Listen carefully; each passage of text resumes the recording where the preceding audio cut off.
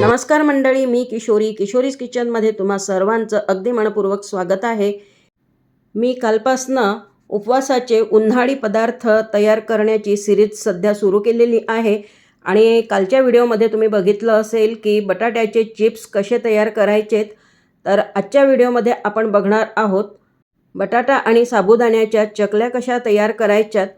तर त्यासाठी मी इथे 1 किलो बटाटे कुकरमध्ये उकळायला ठेवलेले आहेत।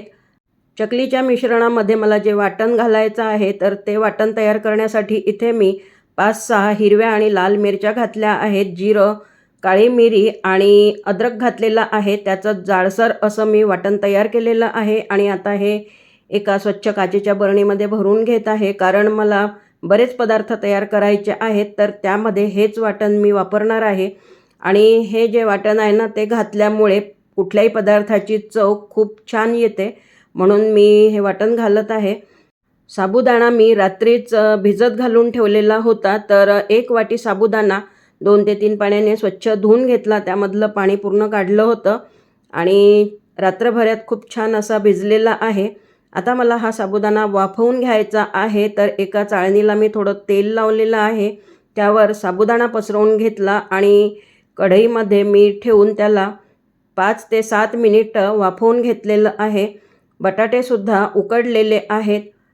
बटाटे थोडे थंड झाले होते, तर आता मी बटाटे सोलून घेत आहे आणि अशा पद्धतीने जर तुम्ही चकल्या कराल ना तर खूप छान खुसखुशीत अशा ह्या चकल्या तयार होतात। संपूर्ण बटाटे मी सोलून घेतले आहेत। आता किसणीवर किसून घेत आहे बटाटे।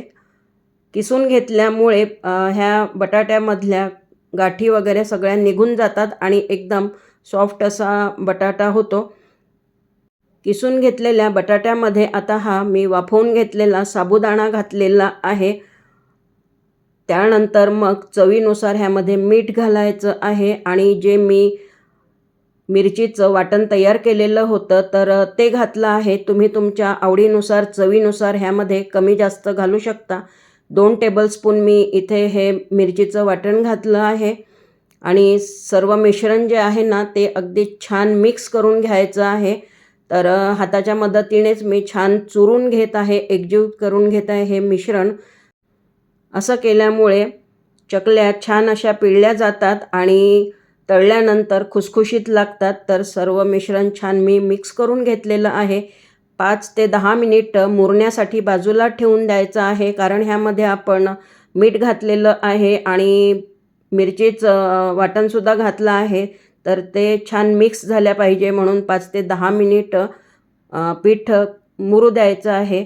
आता इथे मी चकलीचा हा साचा घेतलेला आहे, तर त्याला आतमधनं मी तेल लावून घेतलं आणि मिश्रण जे आहे ते आता टाकत आहे मी ह्या चकलीच्या साच्यामध्ये आणि छान अशा चकल्या पिळून घ्यायच्या आहेत। तर परड्यावरच मी एक स्वच्छ पॉलिथिन अंथरलेला आहे आणि त्यावर आता संपूर्ण चकल्या पिळून घेत आहे। तर ह्याच पद्धतीने सर्व चकल्या पिळून घ्यायच्या आणि कडकडीत उन्हामध्ये वाळवून घ्यायच्या आहेत। तर 2 ते 3 दिवसामध्ये चकल्या छान अशा वाळल्या जातात, कारण सध्या मार्च महिना सुरू आहे आणि भरपूर ऊन आहे, तर कडक उन्हामध्ये असे पदार्थ छान वाळले जातात। सध्या मी उपवासाचे उन्हाळी पदार्थ तयार करणं सुरू केलेलं आहे आणि ह्याचे तुम्हाला साधारणतः 8 ते 10 व्हिडिओ येतील। तर तुम्ही माझ्या चॅनलला सबस्क्राईब करा आणि बाजूला जे बेल बटन असते ते सुद्धा प्रेस करा, म्हणजे माझे नवीन जे व्हिडिओ येतील तर त्याची तुम्हाला नोटिफिकेशन मिळेल आणि माझे व्हिडिओ तुम्हाला बघता येतील। तर 3 दिवसामध्ये ह्या चकल्या छान खडखडीत अशा वाळलेल्या आहेत। तुम्हाला मी तळूनसुद्धा दाखवते। खूप खुसखुशीत अशा ह्या चकल्या झालेल्या होत्या आणि बघा तुम्ही तळल्यानंतरसुद्धा किती छान पांढऱ्या शुभ्र ह्या चकल्या दिसत आहे।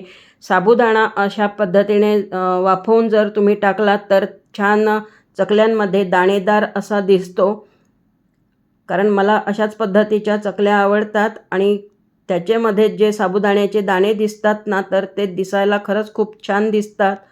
रेसिपी कशी वाटलेली आहे मला कमेंटमध्ये सांगा. आवडली असेल तर लाईक करा, शेअर करा आपल्या फ्रेंड्समध्ये, फॅमिलीमध्ये आणि चॅनलला सबस्क्राईब करा. पुन्हा भेटूयात उद्याच्या नवीन व्हिडिओमध्ये. तोपर्यंत मस्त खा, स्वस्त रहा. धन्यवाद.